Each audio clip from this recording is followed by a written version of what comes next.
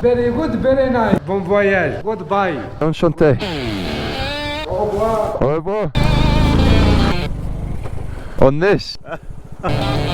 Hello team and welcome to Pimp My Ride, Honda Cub Edition. Today I'm going to be showing you what I carried with me on my Sahara Desert expedition, with a touch of hay fever. There are links in the description to all the items that I go through in this video, so if you want to get something for yourself, check that out below. Let's begin. There we go. Stable enough. Cool. Through the wiring.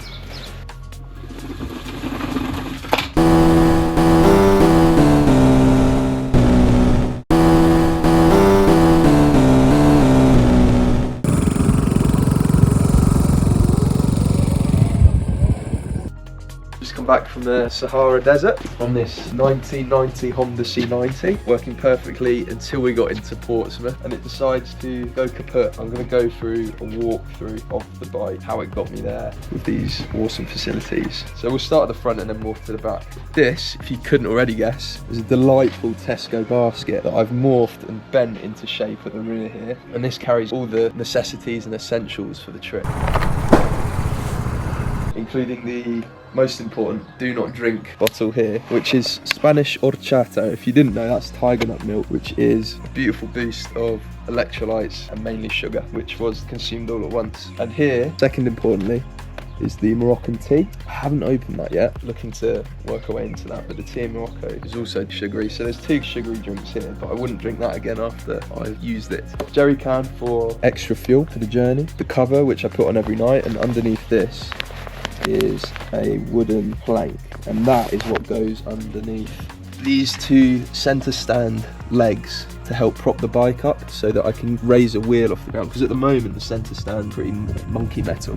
Both wheels are actually touching the ground, but with the wood it allows me to gain access to them. Sort the tyres out, put lube on the chain. Okay, we have a little box here and some hand wipes. Never know when your hands are going to get dirty every single day. We'll move on to the handlebars. Right across the middle here, which I thought was going to be really cool, to put 2 prongs and hang my shopping off. Turns out if I had a crash, it'd make me blind, so I took these prongs off. But actually, what it was even more useful for was busting my ignition barrel just after Andorra. I used the steel balling to pull that up, and that's why there's loads of duct tape here. It's beautiful, isn't it? Beautiful display of artistry. Here is a wine cork from a dude in Toulouse, and an empty shotgun cartridge from the same dude who I shot a shotgun with. Cheers, Guillaume. This kept the phone incredibly steady on the journey so that the image stabilization didn't break, with this little dampener here, as you can see. So that's a quad lock. Clips on nicely, so that pushes on somewhat easy enough.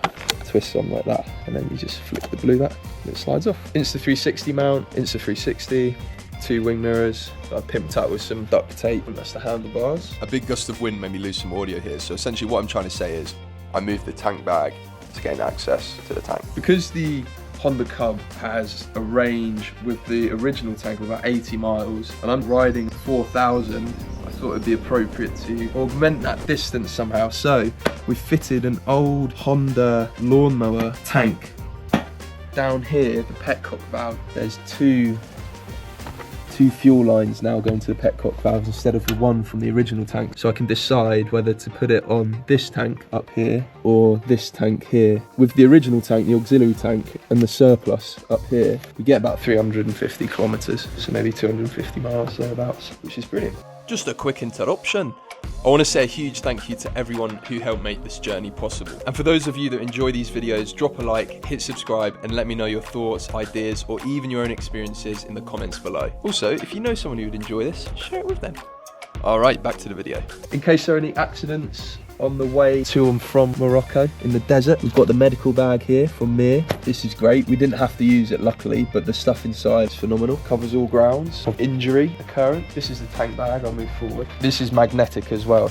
When I was coming to fuel and I needed to go to the toilet, anything like that, it's very easy to dismount from the tank and take with me. This is a little bit more complex, so we'll go through that in a little bit. Comfort is key. This springy mat has saved my iron butt more times than I can tell you. At the end of an 8-hour riding day, that's what you want underneath you instead of the normal Honda leather. It's okay, the seat is generally very comfortable, but with this springiness, it's an added bit of bum protection. Moving down, we've got shockers from a CS125, and we've adjusted them to be max, because with all this baggage on, we wanted this stability. Under here, it's a bit hidden at the moment. You can probably see through here. We've put a new chain in, a new primary and secondary little sprockets for the chain to sit on the new rear wheel as well. Always be careful when you're ordering rear wheels for a old Honda Cub, because there are multiple different types, and I learnt that the hard way. But we got there in the end, and then we fitted the new Metzlers on, which are probably the hardest thing to do on any bike ever. That was good fun. We've got the front Metzler here. These were both new beforehand. I highly recommend against using these on the desert sand. This one has worn down completely. It's actually illegal now. That's due a little bit of change. What else have we got? We can move on to this in a moment. We didn't mess with the carb. If it ain't broke, don't fix it. But we did change the air filter, which is up in here. It's also one of the hardest things to change on this bike. It's a very awkward angle, so it's up in there. So we changed the air filter, given that we were going to go through all of the desert sand. We wanted to make sure that that was pristine. Inside here, we changed the oil filter, which is a little sleeve. We sprayed that with some brake cleans to get the crumbs out of. And the clutch assembly drum, we took the head off that and cleaned on the inside. It looks like part of the metal, but it's actually a lot of dirt on the inside. Popped that back on, filled the oil up again with Castrol 10W40. We adjusted this arm here. What this originally was actually forward here. So when I had my foot planted there, I had to have it very far forward. My feet are quite big with these boots on, so I couldn't put my foot there. So I needed to move this arm back. So I could finally put my foot here, which was great. These are my Ferrari stripes. This comes off, the battery is in here. And what we've done from this battery is put some wiring in underneath the original tank and all the way through here. And you can see it, the blue wiring. And if you come under here, you can see it coming up into the top box, which is a Rickman top box. Original. So I ordered this second hand, well, 10th, 20th hand off eBay, mouldy and deserted.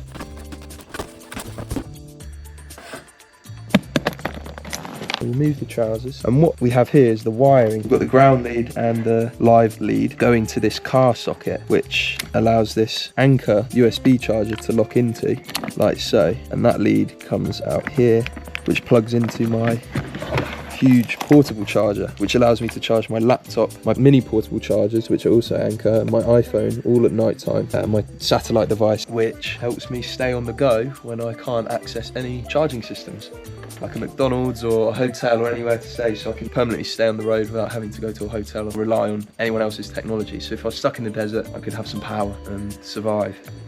And there's another wooden block here, just in case the other one flew out mid-journey. And this also has a switch, so that allows me to not drain the battery when I'm idle. So when I switch this on, you might not be able to see it because it's quite light still. This turns blue. If I can shade it, maybe it's easier to see.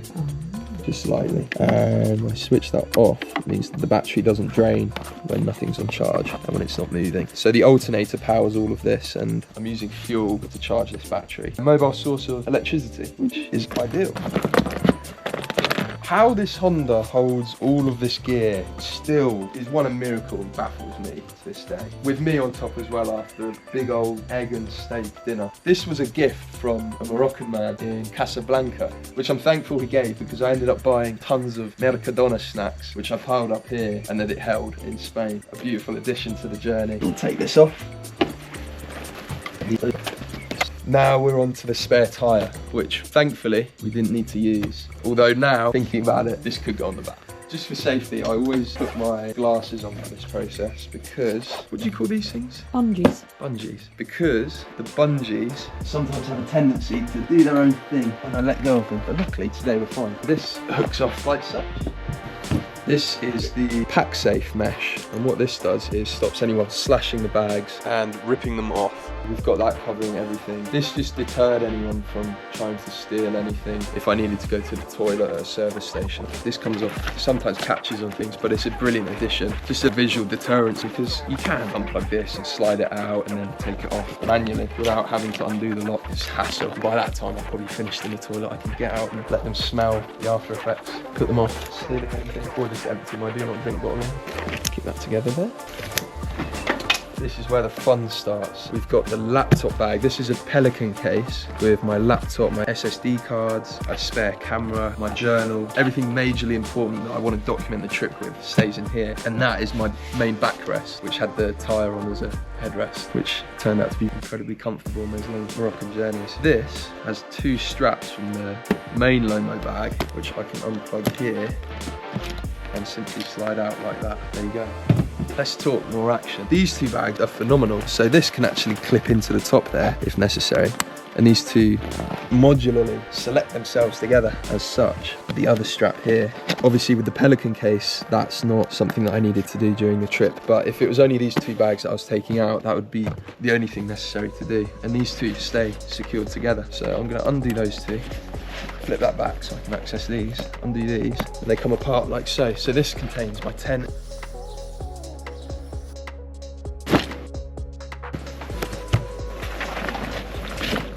That contains all the maps, beautiful. This is the hardest bag to get off. Should realistically be the easiest. If someone's bleeding out on the floor, Yes. they're gonna be dead before I can get them any medical attention. But at least it's a thought that counts. Some bungees here, no glasses necessary. Going to the cup. And unplug those, unplug those, and then plug that back in so it doesn't fall out. There is Velcro securing it as well, so there's no need for this. It just helps keep it all contained. It does have a side strap mount, which actually was phenomenal for hiking up and down a flat with all of my gear at once. I had no one to help me, so I couldn't leave it at the bike. So when I put that across, like so, I can have it like that or across my body. I needed to do that twice, once for the boat and once for the flat. So I'll leave that like that, and then I feed that through here. I can take that off like that. And this is from Lomo. Thank you, Rob at Lomo, for sending these bags out. They've been phenomenal. Waterproof, sandproof, snowproof, everything proof. Maybe even bulletproof. And they've kept all my things secured and healthy throughout the whole journey. This is the seat. That slips off there if I need to give it a clean, which I don't know if you can tell. Sand stripes through it. I might leave it on there. It's a little souvenir. These are secured with their own little clips. I'll fast forward this bit. It's quite a process.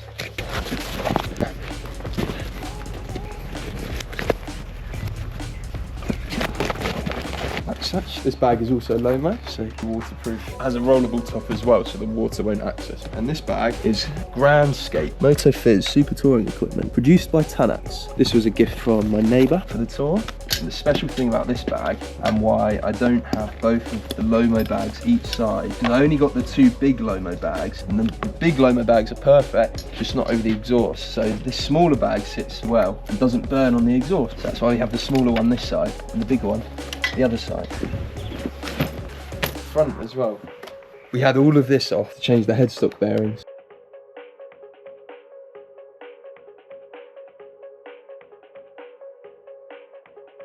Did you want to empty the thing out separately? Those are just some warm joggers. This was a gift from a Portuguese couple down in the Algarve. Luis and Diane, thank you very much. Floored this out. Haven't opened it yet, but it's the best salt I've ever tasted. Very pure. This is where the fun begins. Welcome to the kitchen. What we have here is Scrub Daddy. These are brilliant. So these aren't abrasive, even though they feel it. When cold, they feel more abrasive and can scratch the hard stuff off the surface. And when warm and wet, it's a smoother action. We have a steel bowl in here, which we can lift out with the tissue, and a not very clean frying pan. I wonder what the smell was. Did all the eggs in there? Did all the eggs, a steak. Yeah, it smells a bit perfect though, because the handle folds away, which isn't great if you forget, because if you go to grab it, it folds, everything falls out. The handle of the saucepan was not locked in, so I spilled half my lentils. So when you're cooking, don't do that, which is why it has this little secure on. So if you push that down the end, it stays sturdy. Bosh. This is the true Maverick. Amazon had this 50 by 10 corrugated steel, which I bought folded in half, and with the excess handle off of the Tesco's basket, I had a friend down the road weld this together on the rim because the corrugated metal was incredibly sharp. With the Tesco's handle welded to it, it's not going to rip anything, and you can hang it up after cleaning it so it can drain. How cool is that? That stands on this stove here. So if I unfold this like so, that attaches to the canister head like so, screws in and then clicks on, which can be ignited with this flint here. That can go and then you have fire, and this opens up like so, and allows the platform to rest on the top. So that rests on the top as you're cooking. Provides stability and a little bit of warmth in the night, which is beautiful. It's quite the process for some scrambled egg. Got to get the protein in. Phone mount.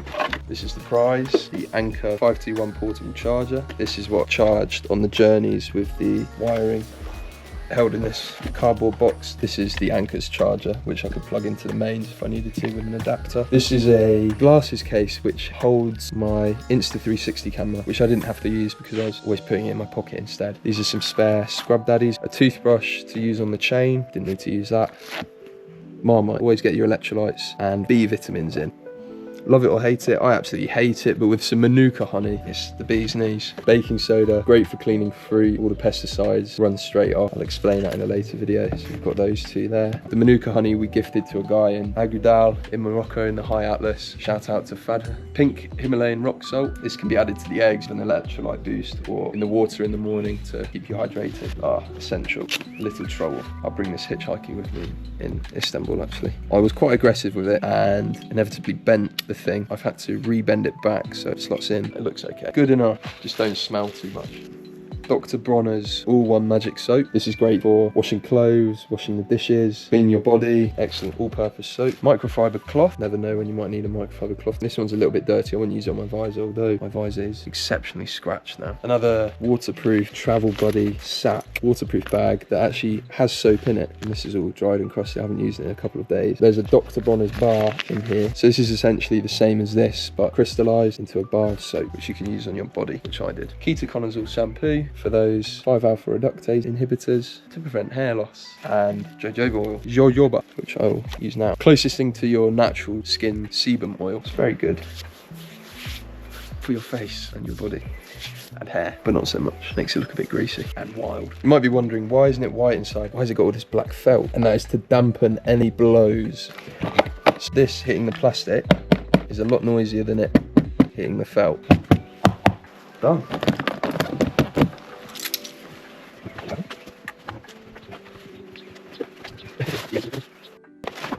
Leche entera, which is the best. It's the creamiest. I'll keep that in there as a souvenir. This is the bite. Put the cover on it now. Special shout out to my mum who's recording. Thank you, mum. Give her some love in the comments. Now that I'm back in med school, I'm enjoying editing these episodes in between clinics, studying, working and sleeping, although it can be difficult to juggle. We're starting the theme of including my supporters in the credits, so here's a huge shout out to John Worth for being the first to donate on Buy Me a Coffee, and Neil Clark for his donation in person. Absolute legends. If you'd like to support me in keeping this series going, you'll find links to my Patreon, Buy Me a Coffee and PayPal down in the description. And if you want to connect, there's a link to my website below too. Also, don't forget to like, subscribe, comment and share to spread the fun. Let's keep medventuring going together.